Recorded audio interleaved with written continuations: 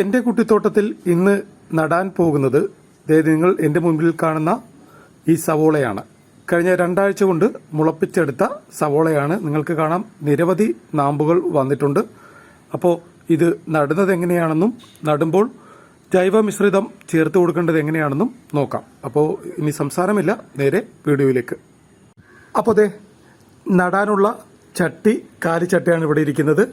ഒപ്പം വീട്ടിലെ കരിയിലയുണ്ട്, ഒപ്പം ചാണകപ്പൊടിയുണ്ട്, അതുപോലെ തന്നെ മണ്ണ്, പൂഴിമണ്ണാണ് ഉപയോഗിക്കുന്നത്, ട്രീറ്റ് ചെയ്ത ചകിരിച്ചോറ്, പിന്നെ നമ്മുടെ മുട്ടത്തോട്, നമ്മൾ വെറുതെ വലിച്ചെറിഞ്ഞ് കളയുന്ന സാധനമാണ് മുട്ടത്തോട് പൊടിച്ചത്, ഒപ്പം നമ്മുടെ ഇന്നത്തെ അതിഥിയും സവോള.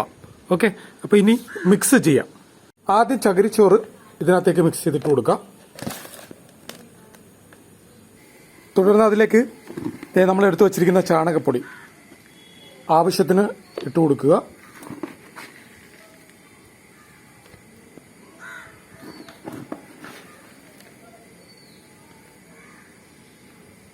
അപ്പോൾ ചാണകപ്പൊടിയും ചകിരിച്ചോറും മണ്ണിലേക്ക് ആവശ്യം പോലെ ഇട്ട് കൊടുത്തിട്ടുണ്ട്. ഇത് നല്ലോണം മിക്സ് ചെയ്യുക ഇതെല്ലാം കൂടെ.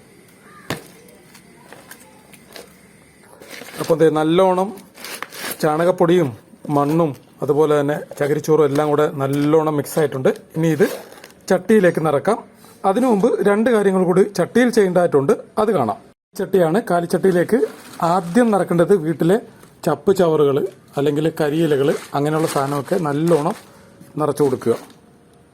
തുടർന്ന് നമ്മൾ എടുത്തു വെച്ച മുട്ടത്തോടിൻ്റെ പൊടിയുണ്ടല്ലോ, ആ പൊടി ഇതിൻ്റെ പുറത്തേക്ക് ഇങ്ങനെ കുറച്ച് വിതറിയിട്ടേക്കുക. അപ്പം നമ്മളെടുത്ത മുട്ടത്തോടിൻ്റെ പൊടി എല്ലാം അതിലേക്ക് ഇട്ട് കൊടുത്തു. ഇനിയാണ് ഇതിലേക്ക് നമ്മൾ നേരത്തെ ചെയ്തു വെച്ച ആ മണ്ണ് ഇട്ട് കൊടുക്കേണ്ടത്.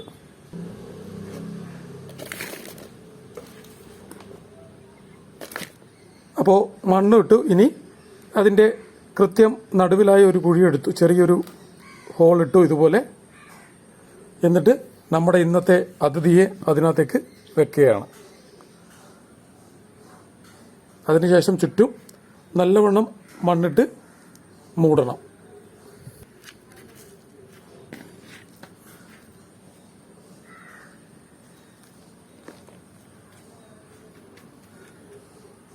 ബാക്കി കുറച്ച് മണ്ണുകൂടെ ചുറ്റും ഇട്ട് കൊടുക്കാം.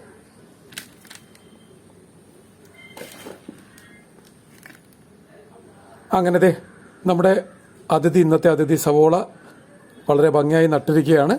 അപ്പോൾ വീണ്ടും ഇതുപോലെയുള്ള വിജ്ഞാനപ്രദമായ വീഡിയോയുമായി കാണുന്നതുവരെ നന്ദി, നമസ്കാരം.